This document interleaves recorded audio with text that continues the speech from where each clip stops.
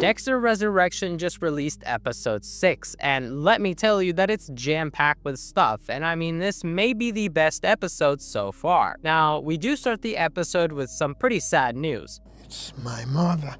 She's passed. Prudence, the mother of Blessing, has sadly passed away, but she's not the only one that's dead this episode. So Dexter and Harrison gets ready, but I mean, look at the generation of Morgans. This is a crazy picture, but either way, Harrison assures Dexter he's just glad his father came back and won't disappear on him again, unless...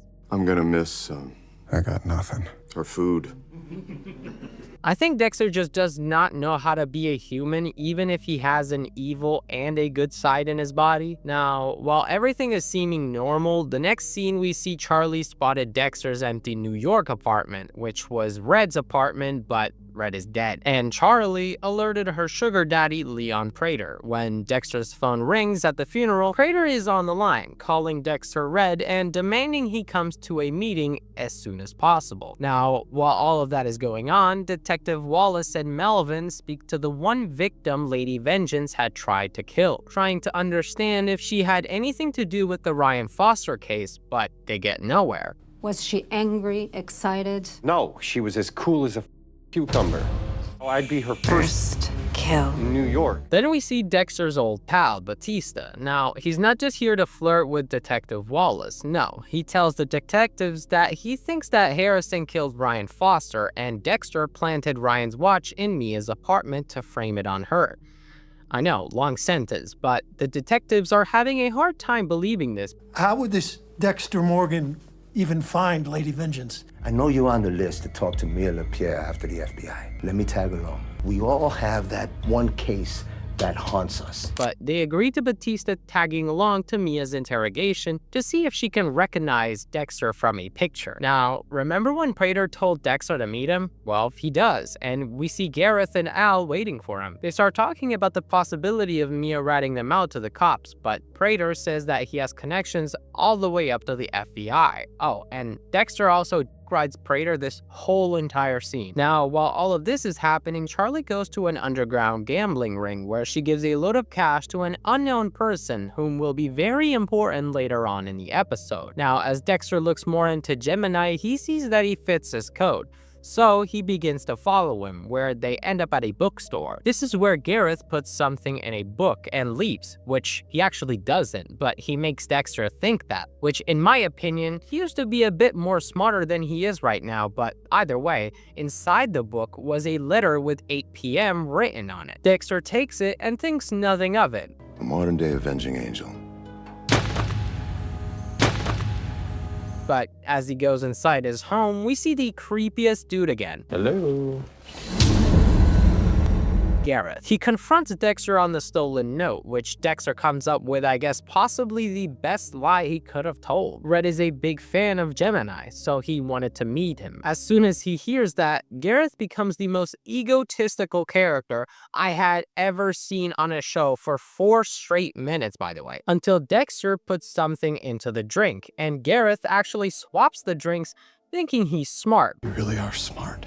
Number 1 in college, number 1 in Mensa, number 1 in grad school, and now number 1 in the FBI serial killer list. You, Red, are number 2 at best. But I think he underestimated Dexter here because then he falls to the floor like a little baby. Now back at Elsa's apartment, Harrison is dealing with a crappy landlord, Vinny. Now this is where my heart dropped because Harrison puts a fork into his eye. Yes, I thought Harrison had snapped again until we saw that it was a vision. This small scene proves that Harrison's on the right path to becoming a normal human being, but it also means that he's developing his own code, as this has only happened to 2 people. Ryan, who drugged a woman, and Vinny, who's I guess just being a landlord. But now that the Gemini killer is on the floor, Dexter gets his blood slide and kills him without even saying anything. This is the fastest I've ever seen him do this, but then what we predicted weeks ago, that Blessing knocks in the middle of the kill. So Dexter takes Gareth and puts him into the bathtub to wash him like a good boy. But Blessing is here because he wants to apologize what he did to Dexter earlier. Spoiler, he screamed at him. What a nice guy apologizing for that. Blessing says that Prudence told him to keep the darkness of the past behind and never bring it into your home, because the present is all that matters. Those words definitely hit hard with a guy who's dead in the bathtub. That night, Dexter takes care of the body, but the next day, Harrison confesses his visions of killing the landlord. Dexter is actually proud that Harrison did the right thing and says there's nothing wrong with him, which is a complete lie, by the way, because having visions of killing others is fine after all. Meanwhile, the three detectives go to meet Mia, but before they can, the alarm goes off, and surprise, surprise, Mia offed herself. Here, we actually see the guy that Charlie paid at the gambling ring. So this means that Lady Vengeance will not be talking, and she'll never know the truth of Red's true identity. Dexter hears this news while he's driving to another surprise of Prater, and I wouldn't be surprised if it's baby oil. But jokes aside, Prater is waiting beside a helicopter, where he's waiting for Gemini. Yes, the guy Dexter just killed. It just hits Dexter that Gemini means twins, which I'm surprised as I thought he was smart and all.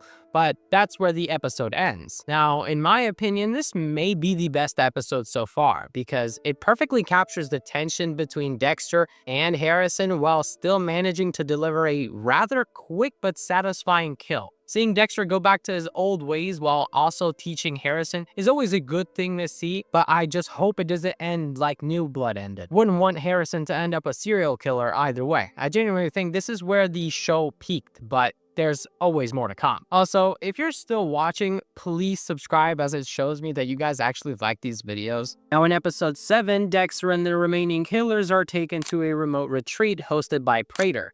At this isolated location, Dexter uncovers quote-unquote unsettling information about the surviving Gemini twin, Gareth number 2. The tension rises as Dexter realizes that Gareth number 2 may already know about his brother's death and could be seeking revenge, setting the stage for a deadly confrontation between the two. Meanwhile, the episode explores Prater's motivations for gathering the killers in one place. It appears he's trying to maintain control over his prized assets after several have been lost, possibly orchestrating this retreat as a final dangerous game where survival depends on violence. The isolated setting creates a pressure cooker environment where alliances will be tested and the stakes are higher than ever. On a different front, Harrison's storyline takes a deeper turn as he wrestles with his own concept of justice. Influenced by Elsa's struggles and his complicated feelings about his father's dark legacy, Harrison contemplates pursuing law enforcement as a way to make sense of his past